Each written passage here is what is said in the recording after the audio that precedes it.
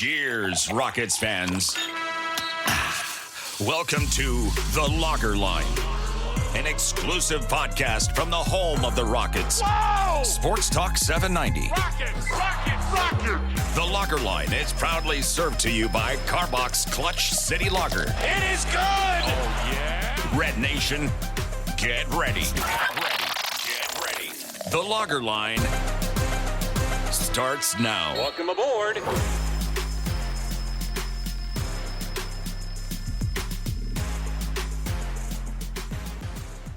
Welcome back to another new episode of The Lager Line, again served to you courtesy of Clutch City Lager of Carbach Brewing. I'm Ben DuBose, your host, editor of USA Today's Rockets Wire, and contributor to Sports Talk 790, official flagship radio station of your Houston Rockets. You can follow me on Twitter/X at Ben DuBose. My usual co-host and producer, Paolo Alves, couldn't make tonight's show, but I am thrilled to have an awesome guest nonetheless. It's Craig Ackerman, play-by-play voice of the Rockets on Space City Home Network and at CA_Rockets on Twitter. Craig, thanks for taking the time. I know you'll be on the call Wednesday night when the regular season opens at home versus Charlotte, so let's start there. This is maybe the first time in 4 or 5 years that the Rockets will open a season with potentially a realistic goal of advancing to postseason play. Does that add to the excitement, the anticipation, all that good stuff as we get closer to Wednesday night? Well, first of all, hello. How you doing, Ben? Thanks for having me on again. I appreciate it. Yeah, I mean, every season, I think, at least for me personally, regardless of circumstances and where the team may or may not sit going into any given season, I'm always excited to get the regular season underway. But yeah, I do think that when the team has something to play for, makes it a tad bit more exciting, because we're very interested to see, how this season ultimately shakes out. So yeah, I think this year, especially since, the rebuild is now 3-4 years in, and the vast majority of those initial building blocks have grown and matured, and the team improved dramatically a season ago. Yeah, I think there is a lot more excitement going into this particular season opener, the most we've had going into a season opener and in quite some time. So ever since training camp opened on the 1st of this month, all of us in media have gotten some access, but those of you on the broadcast teams, by the way, this is part 3 of our 4-part Meet the Broadcaster series. We've had Vanessa Richardson and Matt Thomas on a few weeks ago. We hope to have Ryan Hollins on in the next week or two. So we're trying to pick all of your brains, sort of peel back the curtain a little bit on your jobs. Since the 1st, we've all gotten some access at the new training center, the new practice facility. I know those of you on the broadcast teams have gotten a little bit more. So I'm curious what you've seen behind the scenes. Has anyone or anything particularly surprised you with this group relative to when we last saw them in April? Well, this is a team that is pretty darn focused. So first of all, the new practice facility is just, as you've seen personally, it's amazing. And I know that everybody associated with the organization is thrilled to have it and have it available and to be used by this team. And I when they had their grand opening and the unveiling, I think the best line of all of it was from Rockets GM Rafael Stone, when he talked about, hey, you can play basketball anywhere, all you need is a couple of hoops. But at this level, it's about trying to be better around the margins, and this facility gives us an opportunity to attempt to be better at the margins. And I think he's 100% right with that. So congratulations to any and all people that were involved in putting that facility together, starting with the Fertitta family. Their focus and their investment in that is tremendous, and everybody appreciates it. But this is a group this is a determined, focused group. A year ago, as Ime has talked about multiple times already, was about a lot of teaching, a lot of instilling principles, a lot of making sure that everybody knew what this new staff's expectation was for them. And all of that that groundwork's already been laid, because the Rockets have a ton of continuity. So everybody on this team, for the most part, outside of a couple of guys here and there, know exactly what is expected of them and what they're going to, what they need to accomplish. And so they kind of hit the ground running in training camp. Again, a lot of energy, a lot of focus, a lot of excitement is what I've seen. Now, look, obviously practice is one thing, but then we've seen it translated so far to the games. They took 3 of their 4 preseason games. In many areas, I think they translated that stuff to the preseason game floor. And then again, ultimately, we'll see how this thing looks when things, they start to play for things that count starting this week. But this is a group that I think is confident, especially the young players when they took that leap forward last year. I think it helped them immensely with both their individual confidence and their confidence in their group. And I think that's the kind of team that you're going to see for the vast majority of the season. One thing that's really surprised me, at least relative to my expectations a couple of months ago, Reed Sheppard already has a fairly high place in the hierarchy, it feels like. And when he was drafted at number 3, I know that's a high slot, but there were a lot of people that said, well, we don't know how strong this draft class is, yada, yada. Obviously, he had a very good run at Summer League. We know they had off-season workouts. But Aaron Holiday, who was the backup point guard to Fred VanVleet last year, had a very solid season. And he was someone, as the year progressed, making close to 40% on threes, trusted veteran defender. Ime Udoka really liked him. They brought him back. I wasn't sure if Reed would walk in and be guaranteed rotation minutes. I think he's also potentially in competition with Cam Whitmore a little bit, who had a strong rookie season. And yet, through the preseason and through what we've seen at training camp, it feels like Reed is clearly the backup to Fred. It feels like maybe he's the 4th guy off the bench. I mean, the only guys that are arguably more important than Reed, it feels like, are Amen Thompson, Tari Eason, Steven Adams, although Steven a little bit minutes limited at his age and coming off of knee surgery. Are you surprised at all with just how quickly that Reed has sort of established his place? Because I'll be honest, behind the scenes, ever since they sort of slipped the switch in mid-2023 to phase 2 of the rebuild, I've been told rookies are no longer going to be guaranteed minutes. They're going to have to earn it. They're trying to win now. They understand that most rookies are not contributors to winning. And so behind the scenes, they've sort of laid the groundwork for the expectation being, hey, they may not play a lot early on, even if they're a highly drafted prospect. They're going to have to earn it. And if they play a lot in the G League year 1, so be it. It's about the long term with development, and in the short term, they're trying to win games under Ime Udoka. Yet they clearly believe that Reed is going to help them, starting with Wednesday's opener against Charlotte, with winning now. Are you surprised with just how quickly Ime Udoka seems to be trusting him with very real minutes?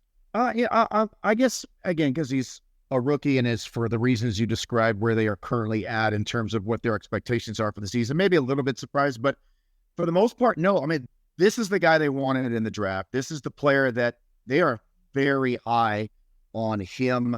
He plays with a lot of maturity and a lot of poise. He defends, and that's pretty much rule number 1 if you're going to see a lot of playing time with this team this season. You need to defend. If you don't defend, then you're not going to see as much time. And look, they need somebody to help spell some of the minutes of Fred VanVleet. We know how important Fred is. We saw that already in the preseason, despite the fact he really wasn't looking to do a whole lot scoring wise. And in fact, he didn't have a great offensive preseason outside of the fact that he was an incredible table setter, but we already saw the effect that this team is just vastly better with Fred on the floor, but they would prefer that he not play 37 minutes a game. They want him as fresh as possible as the season goes along because their expectation is to be playing, again, some really meaningful games late in the season and hopefully beyond that in terms of either play-in or playoffs. And so they want him, to be as fresh as possible. And they just like the way that Reed approaches the game. Again, a very high basketball IQ. The guy really defends and plays with a ton of poise. Now, I think there are going to be some bumps in the road, as there are with any and every rookie, barring an exception here and there for every rookie that comes into the league. So there are going to be some moments that it will be a bit rocky for him. But I think they already have a ton of trust in him.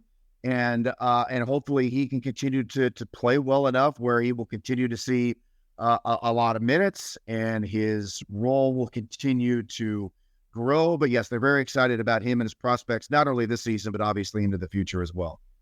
Yeah, absolutely. The shooting potential, even though he hasn't shot that well in Summer League. He didn't shoot the ball great preseason league either, which is one thing that you were really thinking you were going to get from him. But again, beyond that, again, I don't think anybody is worried about his ability or his Right. ability to shoot the ball because he's proven that.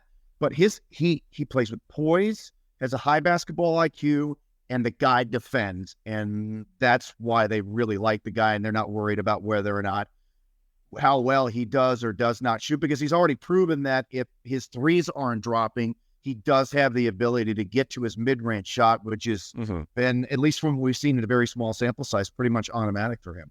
Yeah, it feels like watching Chris Paul a few years ago. Obviously, a much smaller scale of that since Reed is just a rookie. We don't want to thrust that expectation on him. But his ability to get to that shot, certainly, and I brought that up during one of the preseason games, was not comparing him to Chris Paul, was just his ability to get to those spots on the floor did remind me how Chris Paul is able to get to those spots on the floor whenever he wants to. Yeah. And obviously, they have a tremendous amount of data on his shooting. The threes are going to come around. That's just small sample size theater at this point between the preseason. And in Summer League, he just had so much attention paid to him as basically the primary creator for a team that after Reed and Cam, and I think Cam only played 2 or 3 games, didn't have a whole lot in the way of established NBA talent. So he's going to get looks when he's playing alongside NBA players in a way that he did not at Summer League. I think one of the ways that this really intrigues me is sort of the blend of Reed's profile with Ime Udoka, because I really did not realize until after the All-Star break last season just how progressive Ime Udoka was as a coach on the offensive end of the floor. When he took the job in mid-2023, I think a lot of people respected him for what he did defensively in Boston. I think a lot of people also remember Ime as a defensive-minded role player during his time in the league. I did not realize just how much he was going to emphasize the three-point shot, because until the All-Star break last year, I went and looked up the stats, Craig. They ranked 15th in three-point attempts per game. They basically prioritized half-court offense, Fred VanVleet, Alperen Sengun, limiting turnovers, breaking some of those bad habits. And then at the All-Star break, they had that week off to sort of rest, to install some more layers to the offense. And ever since the All-Star break, and it's continued into the preseason, you hear them talking about wanting to play with more pace, put up more threes. Over the final 2 months last year, they were second in the NBA. Only Ime's old team in Boston averaged more threes per game than the Rockets. The Celtics were number 1 at 42 per game, and the Rockets were number 2 at 40 per game. And obviously, Reed being potentially a dynamic three-point shooter feeds into that even more. After the San Antonio preseason finale the other night, when Ime was talking to us post-game, you could tell, he had a sort of an air of disgust in his voice when he talked about the first quarter and the Rockets only putting up 7 three-point shots. So I'm not going to say that Ime Udoka is, new age Mike D'Antoni, but he's a little closer to MDA than I would have thought with Ime going into the job. Maybe we just didn't know Ime that well because he had only been a head coach for 1 year in Boston before taking the job here. But I guess, does that sort of surprise you in any way? And when did you realize just how much they were going to emphasize, the math advantage that your former broadcast colleague Matt Bullard would always talk about on the broadcast?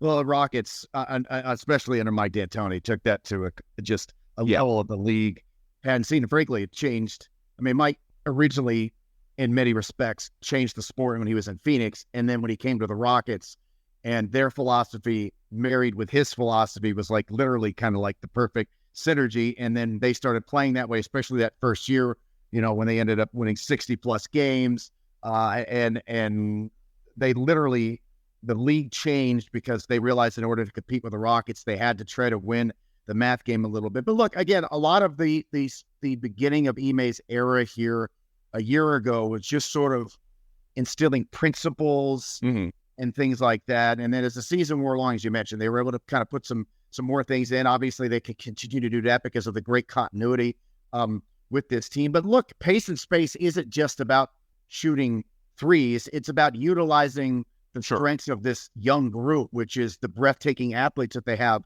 on the floor, right? Scoring before NBA half-court defenses can get set, because even the worst half-court NBA defenses can be a bit problematic to break down if you allow them to get set up. And that's another reason why teams like to play fast. But it takes advantage of their ability to just run by people because they're just so young and they're just so athletic. But also in the half-court set, it allows them to play driving kick. It allows them to play off of cutting off of Alperen Sengun's ability to pass.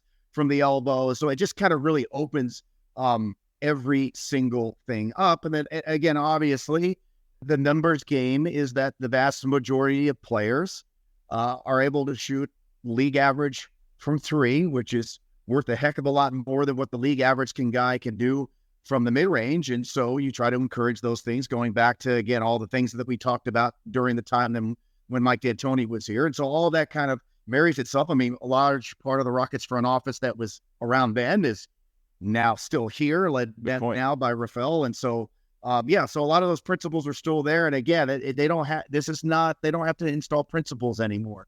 That the expectations are there. And so now they can really start focusing on some other things, which is very different now in year two of Ime than it was when he first got the job. Yeah, and it feels like, again, the All-Star break last year was when the switch was sort of flipped.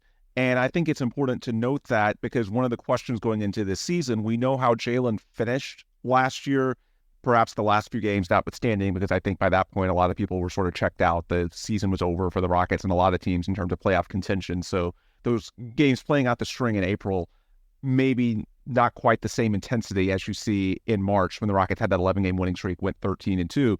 And so the narrative that's out there is, okay, the Rockets took off Jalen Green specifically, but it was after Alperen Sengun got hurt. So how does Alperen Sengun get integrated alongside that March version of Jalen Green and with that new offense that we've been talking about? However, I think when you actually look at last season, there was a good 3 weeks coming out of the All-Star break before Sengun got hurt in which he was playing, yet they were taking more threes. They were making these strides in terms of, adapting to that system that Ime wants to run and, taking off the training wheels that I guess you can call it when he had starting off his tenure in Houston. So what do you think as far as, reintegrating Alperen Sengun, and is there any concern you have with sort of fitting him back with, the way they played after the All-Star break last year?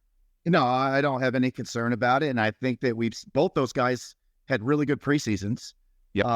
So it seemed to work in the preseason. Again, preseason is not regular season, and you got to take some of that with a grain of salt. But no, ultimately, I do not have any concerns whatsoever. It does seem like that Jalen has become so much more comfortable, which I think is important for his growth, being off the ball and being more comfortable in catch and shoot situations, which allows everything else on the offense to continue to flow. I think Alp has always been a very unselfish player with how he approaches the game. And so, no, I have zero concerns about those two guys meshing and ultimately everything meshing together for the entire team. Yeah, I think in the preseason, one of the most encouraging data points was just how comfortable Jalen seemed playing off ball. He had some catch and shoots. We saw the New Orleans game in particular, which was probably the closest thing to a dress rehearsal. He had really nice footwork. He attacked drives when he had, a big switched onto him, and he took advantage of the mismatch. And I thought it was very encouraging that it wasn't the formula for March after Sengun went down. When a lot of those games, when he had that incredible March, it felt like things ran disproportionately through Jalen. And of course, you're going to feed the hot hand. That's smart coaching. But at the end of the day, you want to know, can he thrive in other settings? And it felt like to me that he did that.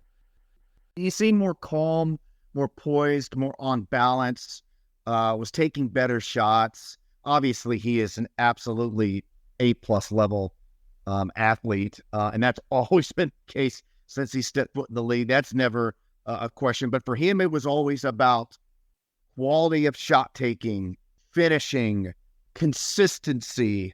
The same thing could be said on a smaller level for Jabari, which is the case for a lot of young players. Like, they were so much better at home than they were on the road. But just a level of consistency that this team needs to be successful. And I think he certainly has demonstrated that so far from what we've seen from this group in the preseason. I think it's reasonable to expect this group to be a top 10 defense. Is that fair? I mean, they pretty much were last year. Yeah, they pretty much were last year. And I think, and now you add Torrey, unless something crazy goes wrong, they will continue as long as Fred VanVleet's running the offense. that ball security will continue to be a priority, which is one big reason why, main reason why they improved last year defensively is they just stopped turning the ball over and they stopped giving up free opportunities on rim runs and transition opportunities. So they improved so much in those two areas just because they stopped turning the ball over. So as long as Fred is healthy, that's the presumption, right? That they will continue to have a priority in terms of their ball security. So that should be there. And then Tari Eason is back and healthy, and you're adding Steven Adams, and then you have Amen Thompson in year 2. And this guy's going to make multiple all defensive teams. And obviously Dillon can defend and Fred can defend and Reed Shepherd can defend. I mean, even Reed is defensively seems to be very much in the mold. And it is kind of cool. I think that he's on the same team with Fred because you got two smaller point guard, right?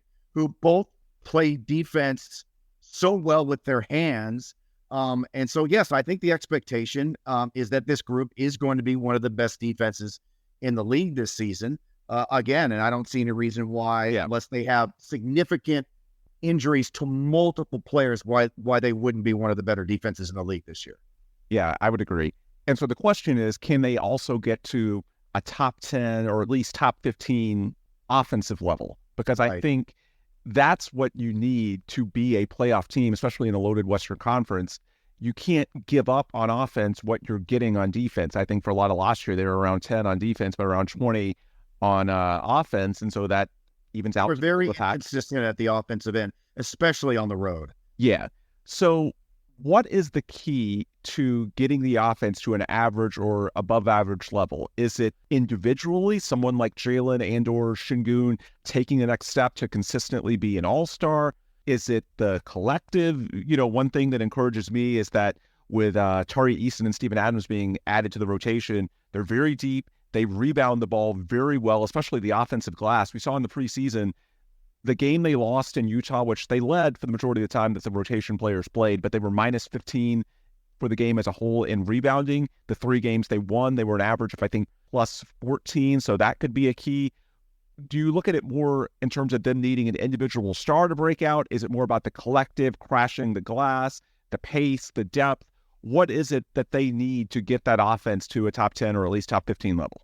Well, offensive rebounding, I guess we'll start there. That is going to be one of the key principles for this team this season, like as in all 5 guys on the floor are going to crash the offensive glass. They believe that they can continue to have one of the best transition defensive groups in the league and also be one of the elite offensive rebounding teams in the league. So they're going to be sending everyone to the offensive glass. I don't think that necessarily has, obviously, second chance opportunities are big, but I don't think that per se has much to do with them becoming a better and more consistent offense. Obviously, if you get more cracks at it, hopefully that leads to some additional opportunities. But that is going to be one of their key principles this season. But ultimately, look, and to your other point, someone becoming an all-star and or preferably all NBA level guy is still something that the organization needs and is looking for, because once you get to that point with either a player or players, then you become a team that is a legitimate threat to make deep playoff runs and then ultimately can consider yourself a legitimate championship contender. That is still a goal. That is still something that needs to happen with this team moving forward. But in terms of this season and becoming better on offense, I think just collectively, it's about shot making. Particularly they were a pretty good home team last year. Their shooting splits were so wild. I mean, the irony was that they defended the 3 so much better at Toyota Center. They shot the 3 so much better at Toyota Center, and the results were in their record. And then when they went on the road, they didn't defend the 3 quite as well on the road, and they certainly didn't shoot the 3 as well on the road either. And so to me, it just comes down to consistency of shot making. You start making more shots, particularly 3s, you're going to automatically become a more efficient offense. And if that happens, blended with their ability to run the floor and to crash and get second chance opportunities, hopefully they can become at minimum a league average offense. But I think the only way that happens, it just simply comes down to shot making. They solved a lot of the issues last season, except the consistency of shot making. And so to me, that's the one big key to their success this season. Can they consistently shoot the basketball this year at a high clip to become a more efficient offense? If they do, with their ability to defend, they're going to win a lot of games. Do you have a sense for which of those young guys is potentially the closest to taking that leap that might take this franchise from where it is today, which is, realistic goals of making the postseason, to actually getting to that contention level? I think the easy answer would be either Jalen or Alp, because they're in year 4. The rest of the other young core guys are either rookies, year 2, year 3. Perhaps Jalen and Sengun are also in a prove-it year contractually. We'll see what happens by Monday's extension deadline. Do you have a sense for which of those young guys might be closest to, taking that leap to being, an all-star level player that, this team can build around? Honestly, I really don't know. Look, the first half of last season, Alperen Sengun played like an all-star, and was played like he was basically a top 30 player in the league most of last season when he was on the floor. The Rockets need Fred VanVleet on the floor. He's their most important player because he just gets things organized and settled, and he is so important to their success. But last year, obviously, Sengun, I think, was the closest. The month of March that Jalen had was obviously all-star, all-NBA caliber with what he was doing at both ends of the floor and the numbers he was putting up and the ability and his efficiency shooting the basketball. Now, Jalen's had great closes to each of his seasons that he's been in the league. Mm-hmm. I think this particular go-around last March, there was something that was just different. And so he certainly played like that. But I think ultimately the question still remains, can they get one? And look, Amen Thompson, I think, as I mentioned earlier, he's going to be an all-NBA level defender. We've seen him make a couple of threes. Can he at least knock down enough? I think it's ultimately really important for him if he's going to step into that conversation. He's got to be able to. He does so many things so well, but I think to be that level of a player, you've got to have some level of efficient perimeter shooting to thrust yourself into that conversation. We'll see how that goes. But I think that's still something that this team is needing, because if they had a clear-cut guy like that, say like Shai Gilgeous-Alexander, right, then you're talking about, well, not just a team that can they make the play-in or can they get into the back end of the playoff picture. Then you're talking about a team that could potentially seed much higher in the West, and they just don't have that guy as of right now. So I don't really know. Hopefully it's multiple guys, because then you're really cooking with gas, and then you really have something to build from and with for the future. But I think we'll have to wait and see it happen. Again, Sengun has shown flashes. Jalen Green has shown flashes. I think Amen Thompson has some of that ability in him as well. But we'll just have to see how it ultimately shakes out. And that's the biggest thing. That's the thing that this team still, I think, that's still the biggest overlying question with this group. Can they get a guy or guys to really step up and become not just a top 30, top 35 level player, but can they ultimately become a top 20 all-NBA caliber player? And then if you get somebody like that, then you're really going to be good, and you're really going to be set up well for a long time because of the youth and the talent on this team.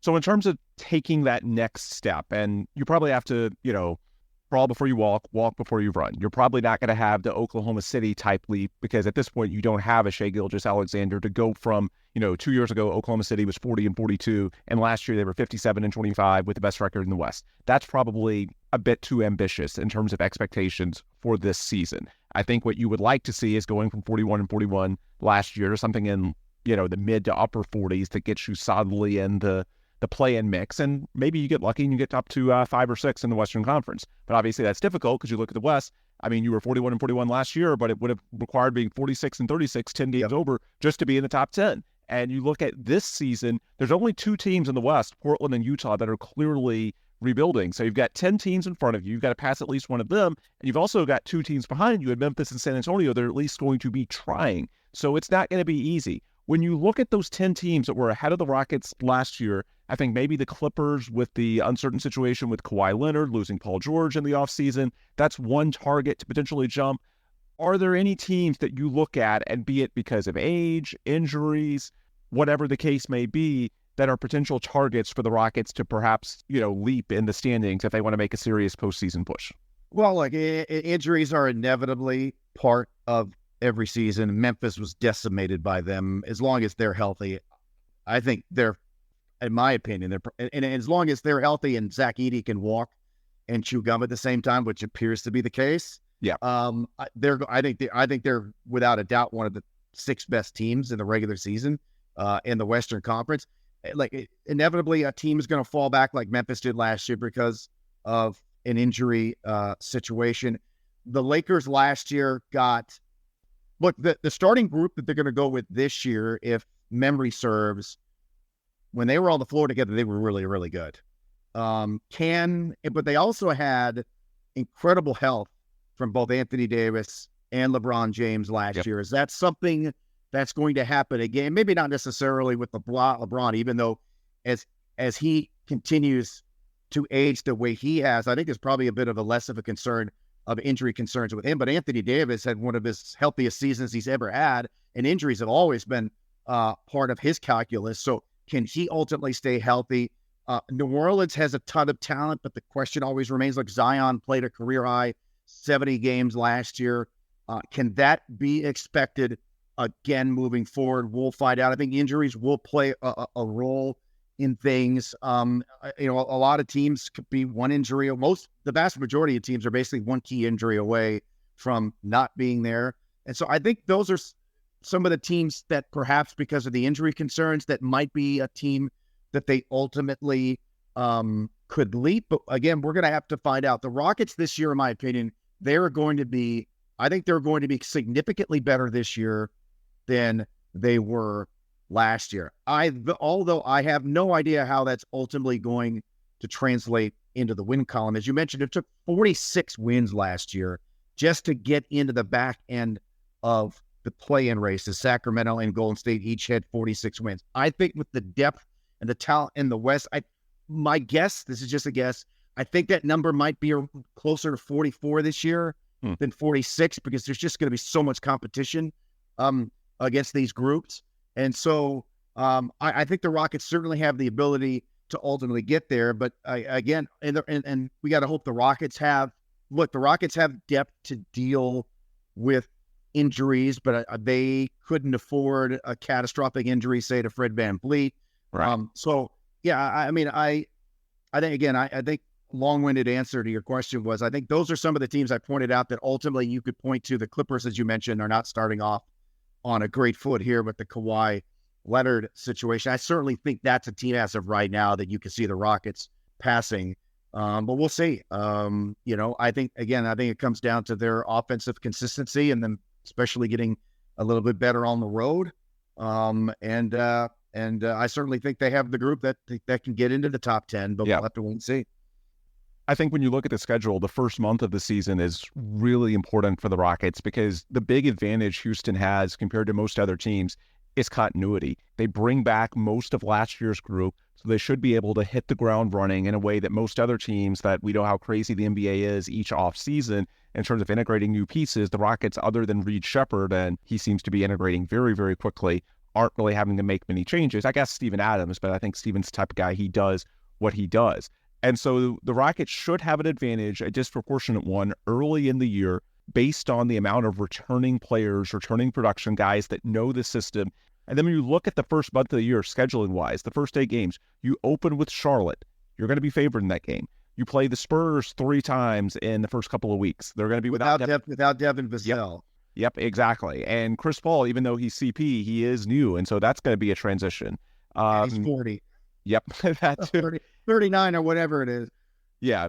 And then you get middle of November. So you've got the Pistons, the Wizards. You've got a couple of home games against the aforementioned Clippers. You've got a couple of home games right before Thanksgiving against the Trailblazers. So it's a relatively soft open to the year with a team in Houston that should be disproportionately better because they have so many players coming back. So with all that in mind, is it more important for the Rockets, because it feels like it is to me, to get off to a good start, given that they have these, relative advantages? Yes, I think it's extremely important because I think the schedule on the back end is very difficult. So yes, it is really important for them to get off to a hot start. And look, they got Oklahoma City early in the season. Hartenstein is out. Luka's good for 50 every time he plays the Rockets, but he's basically hasn't really done anything with Dallas in the preseason. I don't think they're Luka's Luka, and again, he kills Houston, but you're going to catch them early in the year. So maybe he's, instead of good for 50, maybe he's only good for 38 against the Rockets in that particular situation. So, yeah, I think it's really important for them to take advantage and get off to a great start and set the tone. And I think that will only fuel what is already a really confident group based on what they were able to do at the end of last year. And then, again, already having the comfort level and the continuity that they have heading into this season.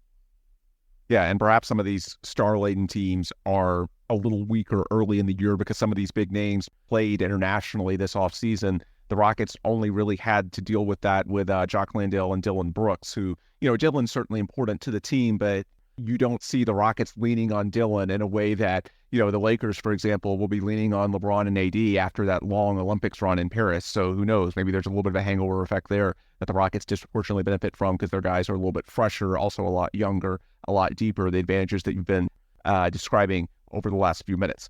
Craig, before we close out the pod, I want to get back to Space City Home Network because, as mentioned in introducing you, this is part of our Meet the Broadcaster series. We had Vanessa and Matt on last month. And so one of the things that Paolo and myself, we always ask the broadcasters is for you to talk about the other guys or girl in Vanessa's case that you work with and that you're traveling with. Because obviously there's a lot of camaraderie when you're out on the road. First road trip, you've got 2 and 3 days in San Antonio next weekend. So tell us a little bit about working with those three and give us some fun facts about each of them that someone watching the broadcast might not know about those. Well, first of all, we're all very close. Love working with everyone. We get along great. No issues there. There's a lot of playful ribbing that goes on amongst the group for sure. So yeah, absolutely. Love the group.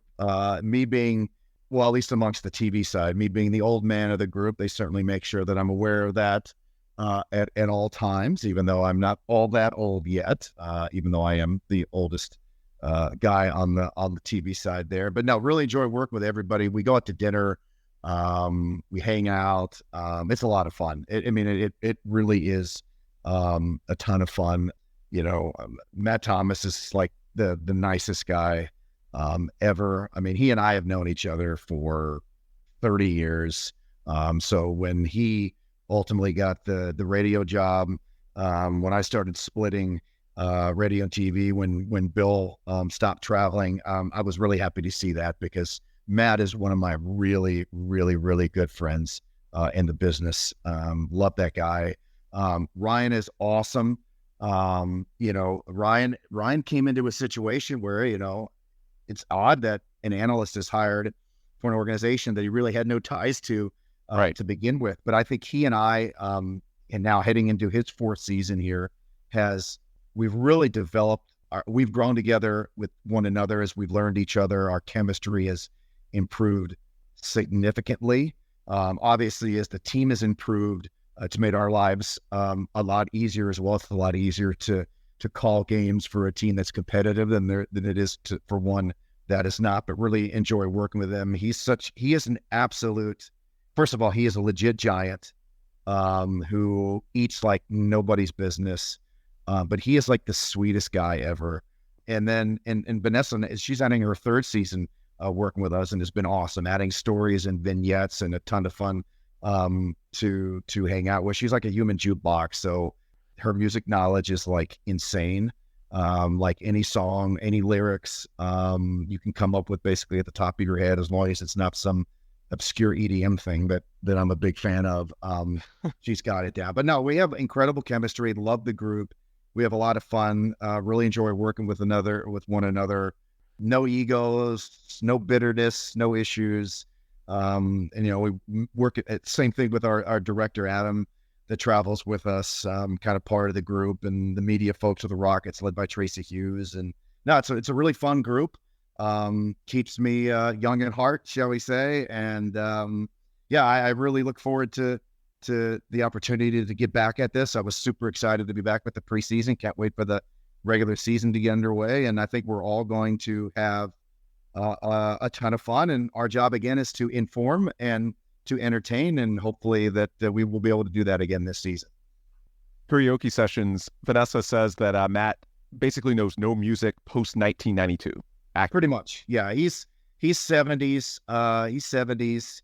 I'm a little bit more over the board. That was fun, and but yeah, Matt is basically 1970. That's why he came last in the Twitter poll of karaoke songs selected, because he just basically went with stuff from 1977, and especially for the younger audience that's on X/Twitter, nobody has any clue. Not that those songs aren't good.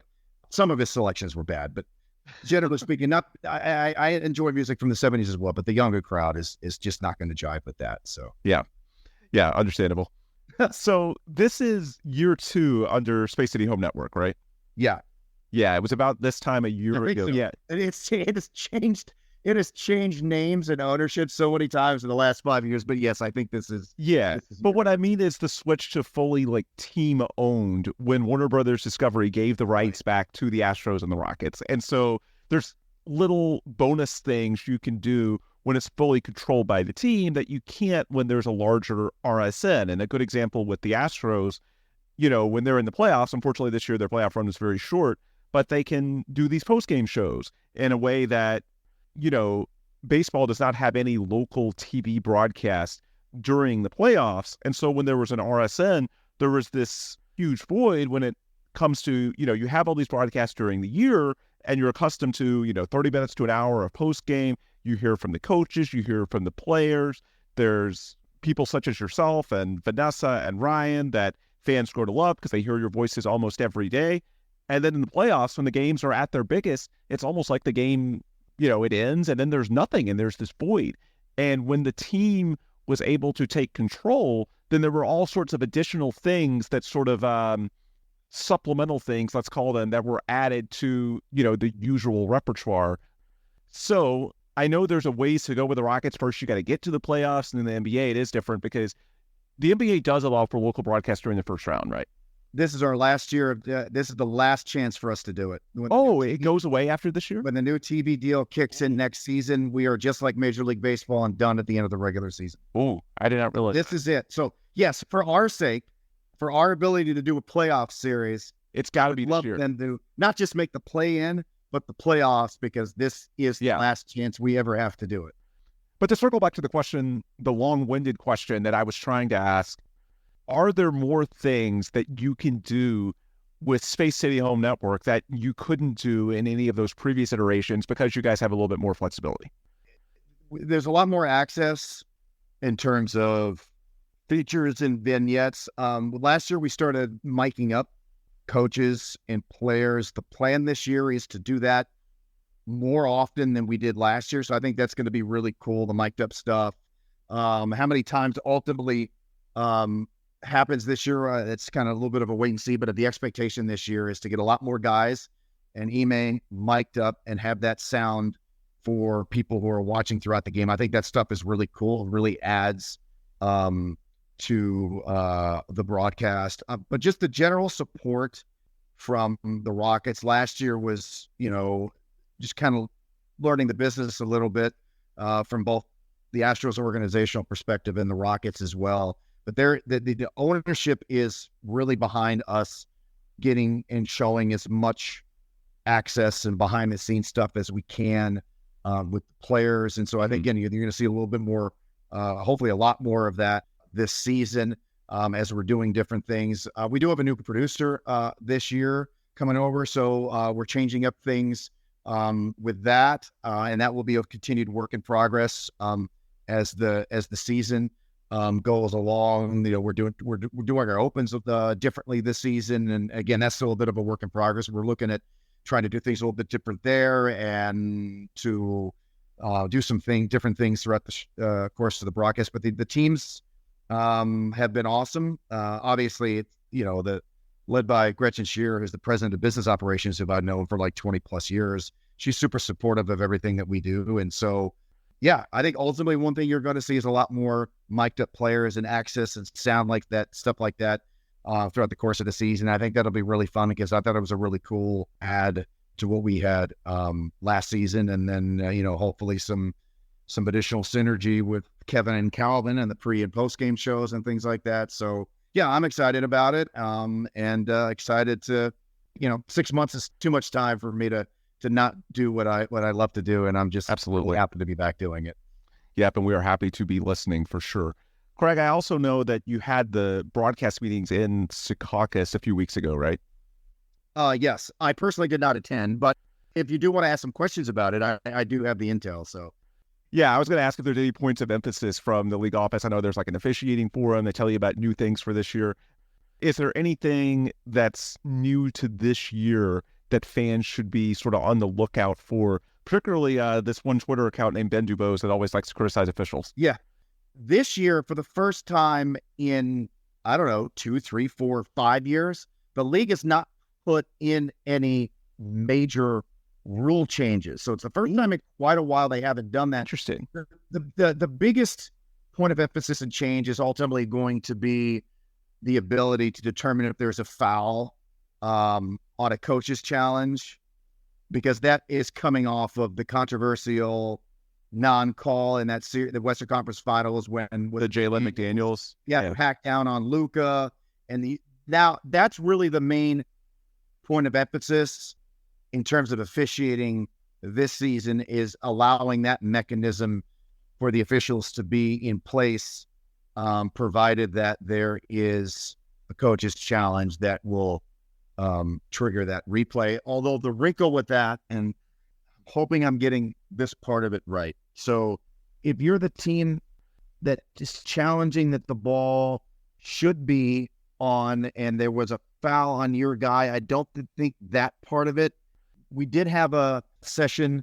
The league did just recently, about a week or so ago, did have a follow-up session about that particular rule. And now I'm forgetting the nuance there. I wrote it down and I just don't have that in front of me, but there is going to be a tad bit of a wrinkle there that might surprise some people. But I think ultimately in late game situations like we saw in the Western Conference Finals, hopefully a situation like that can ultimately be adjudicated correctly.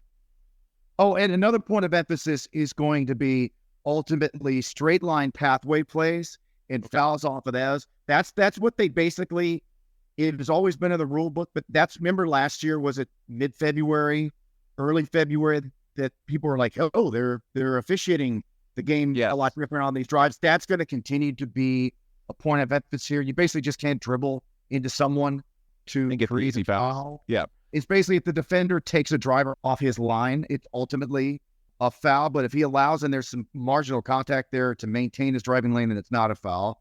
That's one. The verticality in terms of defending and challenging shots is going to be there. And that's something that the Rockets have actually worked on quite a bit in training camp, was defending with verticality around the rim as to not draw fouls. Oh, and so here it is. I think the wrinkle to that coach's challenges thing is the team, or maybe that's just an experiment in the G League. Okay, I'm just going to stop talking about that one nuance because maybe I have it wrong. We'll just have to see how it plays out. But there you go. That was the primary things that you're going to look at from an officiating standpoint this season. Then you ended that entire segment. You could probably reduce it to 10 seconds as opposed to the 5 minutes that I spent trying to look at my notes here. Sorry about that. Fair enough. We'll trim it down a little bit. All right. To bring this full circle, what ultimately makes this a successful season? That's the $1 million question. I feel like probably multi-million-dollar question hanging over this franchise. What needs to happen this year so that when we're looking at it in, next May, I would love to say next June. That might be a little bit ambitious, but whenever the season ultimately ends, regular season and hopefully playoffs, what makes this season potentially a success? Well, the irony is that we were all thrilled with how last year went. They went 41-41, but everyone in the building, from the coaches and the players, were not happy with that. Their goal was, I noticed, playing our playoffs. So that's, to me, that's ultimately what makes the season a success. Another step forward means that this team at minimum is a play-in team. And I think if that's the case, then you could consider the progress and growth of this group a continued step forward. To me, yeah, ultimately, I think that's what it comes down to. The goal, this team's goal, is to make the play-in and or playoffs, and that's what they're playing for this year. Yeah, and if they do that, then at a bare minimum, you've taken another step in the rebuild and the trajectory. And I think ultimately what's most important, it's not just that you get to the playoffs, because I don't think anyone's really looking at this as a year that you can win a championship. But the idea is that playing on that big stage helps all these young guys take the next step in their development, right? For sure. And I certainly think it did in many respects. Sure. Last year when they started playing, as you mentioned, outside of some of the handful of games in April, right? They were playing meaningful games, got themselves in the race where they were a legitimate threat to Golden State in particular at the time of trying to leapfrog them to make the play, and obviously fell a bit short. But yeah, playing meaningful games late in the season, getting into the play-in and playoffs, getting that kind of experience with this team. It's all part of the growth and the movement forward. That is the goal for this team. And I think if they don't achieve that, then I think ultimately at the end of the season, you would see Ime Udoka and these players saying that they did not accomplish what they wanted to accomplish this year. Good stuff. Craig, thank you so much for the time. Anytime. Thank you. All right, that's where we will wrap it for today's show. And if you want more content before the next one, best place to get it, as always, is online, where you can follow me on Twitter/X at Ben DuBose and this show at The Loggerline. Or if you go to The Loggerline's page, you can find our link tree. That's got links to our distribution partners, Apple, Google, Spotify, and so on and so forth. If you'd be kind enough to subscribe, leave a positive review at your location of choice, obviously we would appreciate that. Also on that same link tree, you can find links to our friends, sponsors, partners of the program, USA Today's Rockets Wire, Carbach Brewing, Sports Talk 790. Hit up those links and you can enjoy their content as well. All right, with those plays complete, we'll adjourn for today. For Craig, I'm Ben. Thanks as always for listening, and please come back soon for another new episode of The Loggerline.